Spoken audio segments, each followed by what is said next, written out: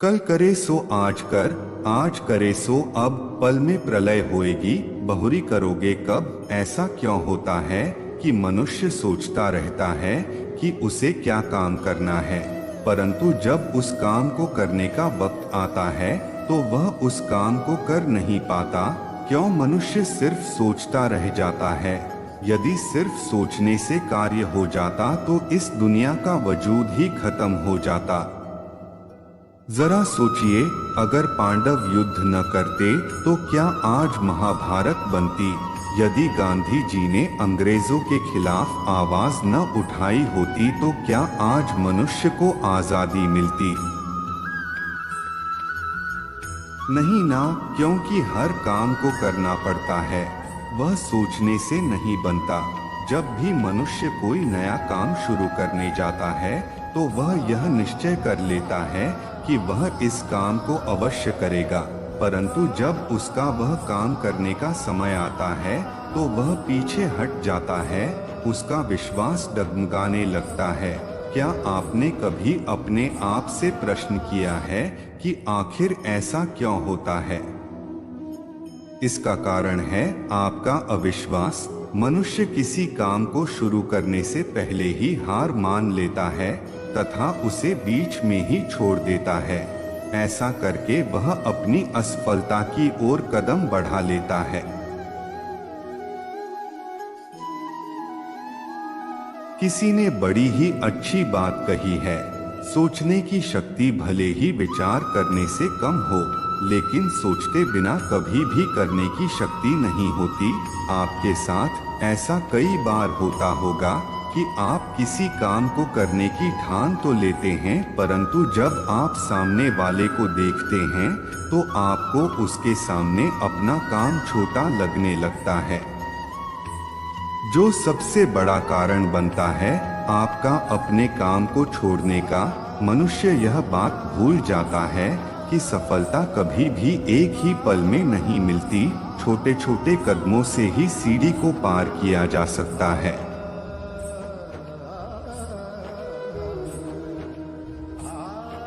नकारात्मक सोच केवल नकारात्मक विचारों को ही नहीं लेकर आती, अपितु अपने साथ काम न करने की क्षमता को भी लेकर आती है, जो उसे उसके जीवन के सभी सफल कार्य को करने के लिए रोक देता है तथा उसके जीवन का पूर्णतया सर्वनाश कर देता है।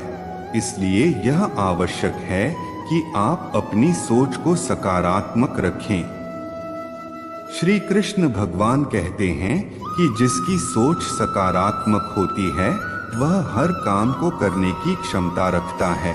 इसलिए यदि आप सच में अपने सभी कार्यों को सफल रूप से करना चाहते हैं तो कभी भी अपनी सोच को नकारात्मक विचारों से घिरने ना दें।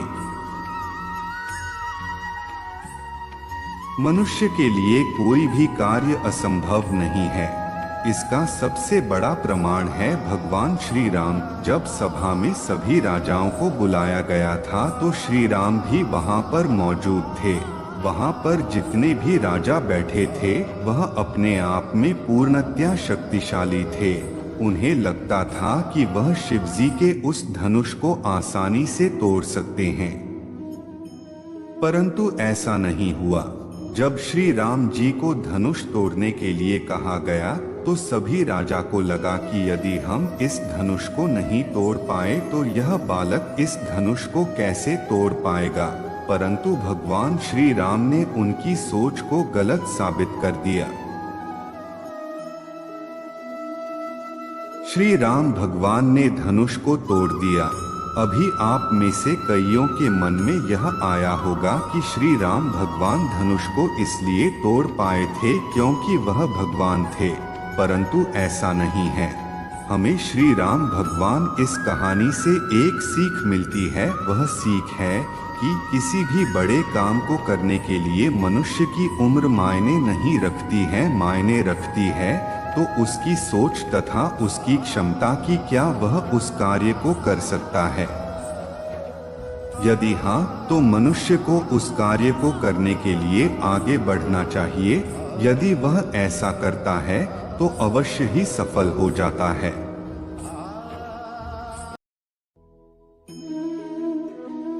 यदि आपका उद्देश्य सही है तो बिना सोचे समझे आगे बढ़े तथा उस कार्य को करे। कार्य न करने का दूसरा कारण है आपका आलस्य। श्री कृष्ण भगवान ने श्रीमद्भागवत गीता में कहा है कि आलस्य मनुष्य का सबसे बड़ा दुश्मन होता है। वह मनुष्य को हर वह कार्य करने से रोक देता है जिसे करना मनुष्य के लिए अति आवश्यक है। कार्य चाहे छोटा हो या बड़ा, यदि उसमें से हो तो वह कार्य भी असंभव सा लगने लगता है। आलस्य समय की सबसे बड़ी चोरी है। आलस्य आपके सपनों को मार देता है, आपकी प्रेरणा को मार देता है और आपकी सफलता को रोक देता है। आपकी असफलता का तीसरा तथा सबसे महत्वपूर्ण कारण है जो आपको समस्त कार्यों को करने से रोक देता है, वह है मनुष्य का मन। देखा जाए तो सब कुछ मनुष्य के मन पर निर्धारित होता है। मनुष्य का मन चाहे तो मनुष्य को सफलता प्रदान कर सकता है और यदि वह चाहे तो मनुष्य को असफल भी कर सकता है। आज के समय में हर कोई मन का गुलाम बना हुआ है। श्री कृष्ण भगवान ने श्रीमद्भागवत गीता में कहा है कि या तो मनुष्य अपने मन पर विजय पाले, नहीं तो एक दिन मन मनुष्य पर विजय पालेगा तथा उसके जीवन की सबसे बड़ी बाधा बन जाएगा। श्री कृष्ण भगवान कहते हैं कि मनुष्य अपनी बुद्धि के बल पर अपने मन पर विजय पा सकता है। मनुष्य का मन इतना शक्तिशाली होता है कि यदि मनुष्य अपने मन पर सही समय पर काबू ना पाए तो मनुष्य का मन उसके मस्तिष्क को भी अपने वश में कर लेता है तथा मनुष्य अपने मस्तिष्क से ज्यादा अपने मन की सुनने लगता है तथा अपने लिए अनेकों दुविधाएं खड़ी कर लेता है। क्या आप जानते हैं कि आपके भोजन का आपके मन पर गहरा प्रभाव पड़ता है? अगर नहीं तो आपको इस विषय के बारे में जानकारी अवश्य लेनी चाहिए। चौथा कारण है आपकी संगति। यह अति मायने रखता है कि आप कैसी संगति में रहते हैं। जैसी आपकी संगति होगी वैसा ही आपका जीवन भी होगा। हमें बचपन से ही यह सिखाया जाता है कि मनुष्य को अच्छी संगति में रहना चाहिए। क्या आपने कभी सोचा है कि आपको आखिर ऐसा क्यों कहा जाता है? क्योंकि आपकी संगति का प्रभाव आपके आने वाले भविष्य पर पड़ता है। यदि आज आप कुछ सोचते हैं परंतु उससे कर नहीं पाते तो उसका कहीं ना कहीं कारण आपकी संगति भी है। हमारे आसपास हमारे दिमाग में नकारात्मक विचार भरने वालों की कोई कमी नहीं होती। आप कभी भी कोई भी काम शुरू करते हैं तो ऐसे बहुत सारे लोग होते हैं जो आपके दिमाग में आपके कार्य को लेकर नकारात्मक विचार भर देते हैं। यदि आपको कभी भी कोई भी ऐसा दिखता है तो आपको उसकी बातों को अनदेखा कर देना चाहिए तथा अपने मकसद में आगे बढ़ना चाहिए।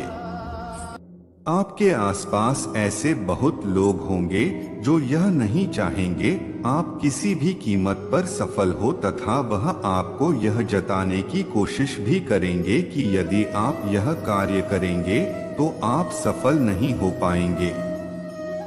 परंतु यदि आपको अपने आप पर पूर्णतया आत्मविश्वास है तथा आपका उद्देश्य सही है और आपको यदि यह लगता है कि आप जो कार्य कर रहे हैं वह उचित है तो आपको बिना सोचे समझे अपने जीवन में आगे बढ़ते रहना चाहिए। हमेशा याद रखना, जाको राखे साया मार सके ना कोई। जो अपने मकसद को पूरा करते हैं उनका तो ईश्वर भी स्वयं साथ देते हैं। तो दोस्तों, उम्मीद करता हूँ आपको आज का यह वीडियो पसंद आया होगा। मिलते हैं अगले वीडियो में, तब तक के लिए जय श्री राधे कृष्ण।